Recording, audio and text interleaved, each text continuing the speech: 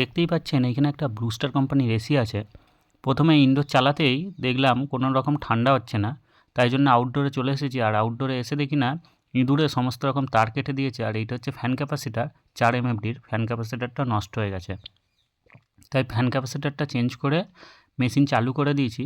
দেখি ঠিকঠাকভাবে চলছে কিনা।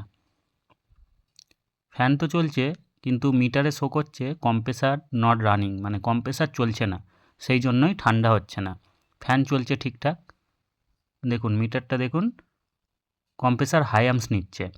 এর কারণ কি হতে পারে? বেশিরভাগ সময় ক্যাপাসিটার খারাপ হতে পারে, আর নাহলে কম্প্রেসার খারাপ হতে পারে।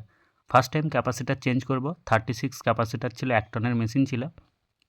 36 ক্যাপাসিটার চেঞ্জ করে দিয়েছি, আর দেখবো এখন চালু হচ্ছে কিনা। তারপরে গ্যাসের লাইনে যাব।